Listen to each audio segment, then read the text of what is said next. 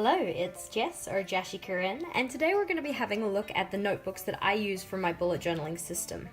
So as you can see, I have 4 LT1917s here, and each of them serves a slightly different purpose. Going from left to right, we have my collections bullet journal, my everyday bullet journal, my travel bullet journal, and then my bullet journal dedicated to learning Japanese. What I'm going to do as part of this video is run through each of them individually to give you guys an idea of how I use them all together to do my bullet journaling. Starting with my regular bullet journal, this is the one where I keep all of my everyday plans, long-term planning, anything that's really associated with me trying to organize my life better. This is the journal you will have seen in my videos thus far, so it includes my setup for 2018, along with my monthly setups and weekly setups.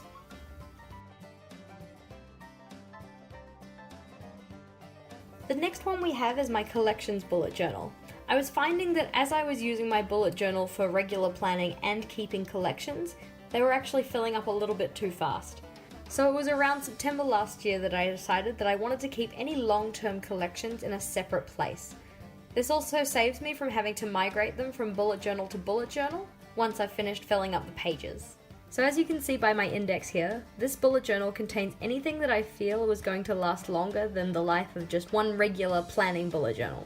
It includes things like my big goals for life, pen swatches, and also books and movies that I want to read, social media trackers, and a few other things. Next we have my bullet journal that I've dedicated to traveling. So anytime that I go away, I like to keep memories from that trip in this bullet journal. At the start of this one, I have a list of places that I want to go. As you can tell, I haven't really filled this one out yet. Following that, we have my world map. So every time I travel to a new place, I can color in that place on the map. After this, we have my master packing and master planning list. So these are things that I need to think about when packing for my trips, and also things that I need to think about when planning for my trips. After that, I've also dedicated a place to put down things that you might need to think about just before you go away. I haven't put very many things down here yet because I haven't really found a layout that I want to use for it.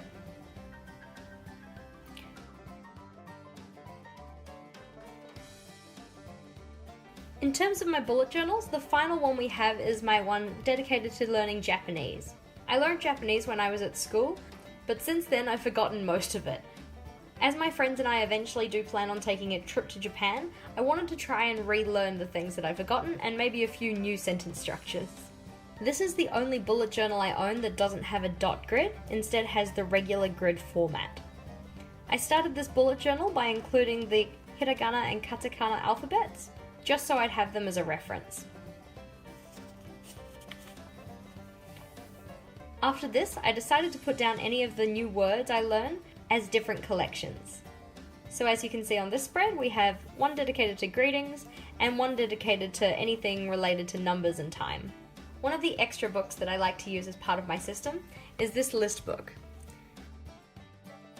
I was finding that I was feeling a little bit anxious about putting down messy lists in my bullet journal. So I bought this cheap lecture book and then put the words list book on the front so that I had a place to take down any messy notes that I needed to. This one mainly just consists of random collections of brainstorms or other random note-taking, as well as some scribbles.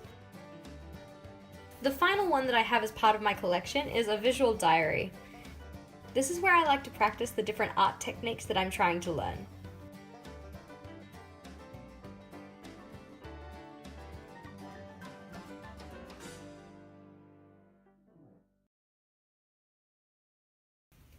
That's all for today. Any of the books that I've mentioned are linked in the description box below. If you have any questions, thoughts, or feels, please do share them in the comment section, and I'll be back on Thursday with another video. Alright, bye!